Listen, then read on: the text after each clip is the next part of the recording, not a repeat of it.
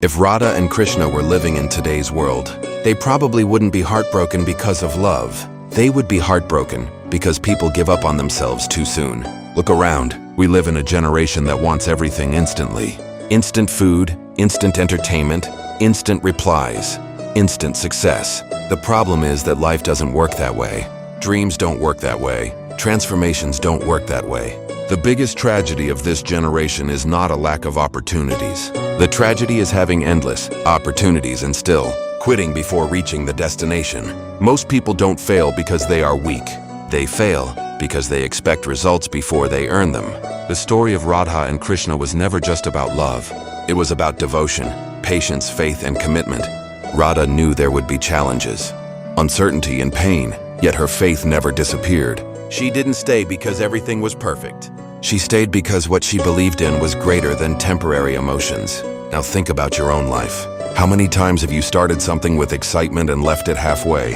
How many times have you promised yourself that this year would be different? How many times have you looked into the mirror and imagined a better version of yourself? A young man joins the gym. On the first day, he feels unstoppable. He buys new shoes, new clothes, and creates a playlist that makes him feel like a champion. He stands in front of the mirror and says, "This is my year." For the first week, he never misses a workout. For the second week, he pushes himself harder. For the third week, he starts expecting changes. By the fourth week, he checks the mirror every day. By the second month, frustration begins. The body isn't changing as fast as he expected. The compliments aren't coming. The transformation isn't visible. And one day, he stops showing up. Not because he couldn't continue. Not because he wasn't strong enough. Not because success was impossible. He stopped because patience ran out before the results arrived. And that is the reality of modern life. People are willing to start. Very few are willing to continue. Everyone wants the reward. Nobody wants the repetition. Everyone wants confidence. Nobody wants consistency. Everyone wants success. Nobody wants sacrifice. Think about a seed planted deep underground. The day it is buried, it doesn't look successful. It looks lost. It looks forgotten. It looks invisible. For days, weeks, and sometimes months, nothing seems to happen. No applause, no recognition, no evidence of growth. But beneath the surface, roots are forming. Strength is developing. The foundation is being built. Then one day the seed breaks through the soil.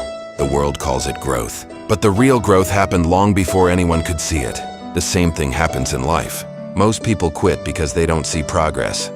What if I told you that the person destroying your future is not your enemy, not your family, not your situation, but the person you see in the mirror every morning? Most people spend years blaming their luck, their past, their circumstances, and even other people. But Krishna teaches that the moment a person starts taking responsibility for his life starts changing. Look at today's generation. People have more opportunities than ever before, but they are more distracted than ever before.